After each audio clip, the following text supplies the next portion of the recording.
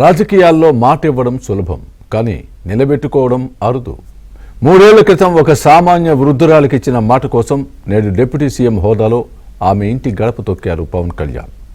నేనున్నానమ్మా అంటూ ఆ పెద్దావిడకు అండగా నిలిచారు.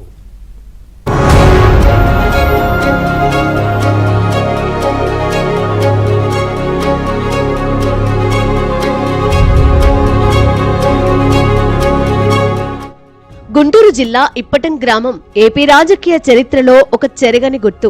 2022లో జనసేన ఆవిర్భావ సభకు స్థలమిచ్చారన్న నెపంతో నాటి వైసీపీ ప్రభుత్వం రోడ్డు విస్తరణ పేరుతో ఇక్కడి జనసేన కార్యకర్తల ఇళ్లను కూల్చేసింది.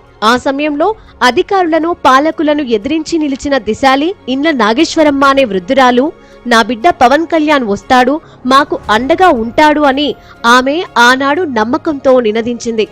బాధితులను పరామర్శించేందుకు నాడు పవన్ కళ్యాణ్ ఇప్పటం వెళ్లకుండా పోలీసులు అడ్డుకున్నా, కాన్వాయ్ ఆపేసినా ఏమాత్రం వెనక్కి తగ్గకుండా కిలోమీటర్ల మేర నడిచి కారు టాప్ పై కూర్చొని గ్రామానికి చేరుకున్నారు. ఆ దృశ్యాలు నేటికి సోషల్ మీడియాలో ప్రకంపనలు సృష్టిస్తూనే ఉన్నాయి. అప్పట్లో బాధితులను పరామర్శించిన పవన్ తాను అండగా ఉంటానని, అధైర్యపడొద్దని చెప్పి కూల్చేసిన ఇల్లు తిరిగి కట్టుకోవడానికి తన సొంత డబ్బులు ఇచ్చారు. మనం మళ్లీ అధికారంలోకి వస్తాం, అప్పుడు నీ ఇంటికి కొడుకులాగా వస్తాను అని నాగేశ్వరమ్మకు మాటిచ్చారు.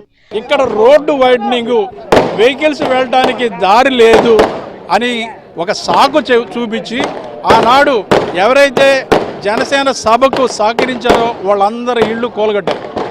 దగ్గర 53 మంది ఇళ్ళు పాక్షికంగా పూర్తిగా ఆ రోజున ధ్వంసం అయిపోయాయి.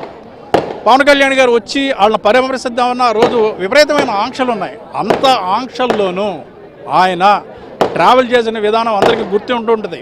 మధ్యలో ఆపాలని ప్రయత్నం చేసిన ఆయన కారు ఎక్కి ఈ విపటం ఊరికి వచ్చి పరామర్శించి అందరికీ తన వ్యక్తిగతంగా సహాయం చేసి ఇళ్ళు మళ్ళా నిర్మించుకోవడానికి, కూలిపోయిన గోడలన్నీ పునర్నిర్మించుకోవడానికి ఆ రోజున ఒక దాతృత్వాన్ని ప్రదర్శించారు. అప్పటి నుంచి ఈ ఊరితో ఆయనకు అనుబంధం కొనసాగుతుంది. ముఖ్యంగా నాగేశ్వరమ్మ గారు కూటమి ప్రభుత్వం ఏర్పడి డిప్యూటీ సీఎంగా బాధ్యతలు స్వీకరించిన తర్వాత పవన్ కళ్యాణ్ తన మాటను మర్చిపోలేదు. 4 ఏళ్ల క్రితం ఇచ్చిన హామీని గుర్తుంచుకొని నేడు స్వయంగా నాగేశ్వరమ్మ ఇంటికి వెళ్లారు. ఒక రాష్ట్ర డిప్యూటీ సీఎం హోదాలో ఉన్నా నిరాడంబరంగా ఆమె కాళ్లకు నమస్కరించి ఆశీర్వాదం తీసుకున్నారు. వృద్ధురాలికి కొత్త బట్టలు ఇవ్వడంతో పాటు 50,000 నగదు, వికలాంగుడైన ఆమె మనవడికి 1,00,000 రూపాయలను డిప్యూటీ సీఎం అందజేశారు. అంతేకాకుండా పవన్ కళ్యాణ్ తన ఎమ్మెల్యే జీతం నుంచి 5,000 ప్రతి నెల పెన్షన్ రూపంలో వృద్ధురాలికి ఇస్తామని హామీ ఇచ్చారు. అలాగే అనారోగ్యంతో బాధపడుతున్న ఇండ్ల నాగేశ్వరమ్మ కుమారుడు కోసం 3 లక్షల సీఎంఆర్ఎఫ్ చెక్ ను అందజేశారు. భవిష్యత్తులో అండగా ఉంటామని వృద్ధురాలికి హామీ ఇచ్చారు. ఎప్పుడూ ఎలాంటి సహాయం కావాలన్నా పార్టీ ఆఫీస్కు రావాలని నాగేశ్వరమ్మకు పవన్ కళ్యాణ్ భరోసా కల్పించారు. పవన్ తన బిడ్డలా ఇంటికి వచ్చినందుకు చాలా ఆనందంగా ఉందని, ఇచ్చిన మాట నిలబెట్టుకున్నందుకు పవన్ కళ్యాణ్ కు నాగేశ్వరమ్మ కృతజ్ఞతలు తెలిపారు. నా కొడుకుగా భావించానమ్మా, నాకు దేవుడిచ్చిన వరమని భావించానమ్మా. నాకు అసలు నా బిడ్డ ఏందో అసలు ఏ జన్మలోనో నా బిడ్డగా ఉండడమ్మా. నాకు చాలా సంతోషంగా ఉందమ్మా. ఇంత అవకాశం నాకు దొరకదు. అయ్యే నాకు ఎప్పుడు కావాలంటే రావాలమ్మా, నువ్వు చూస్తానికి నేను ఫోన్ చేస్తా రమ్మన్నాడు. అయ్యా నన్ను అది ఒక్కటే నాకు వాక్మానికి వెళ్ళాడు. నేను చూడాలయ్యా అన్నప్పుడు నువ్వు వచ్చేసేయమ్మా అన్నాడు. నీ కొడుకులో నేను ఉన్నానమ్మా అన్నాడు. నా కొడుకేనయ్యా, నాకు 2 కొడుకులు పోయిన 2 కొడుకులు ఉండాలి. నీ కొడుకుంటాడు, ఆ కొడుకున్నాడు. అయ్యా నాకు చాలు.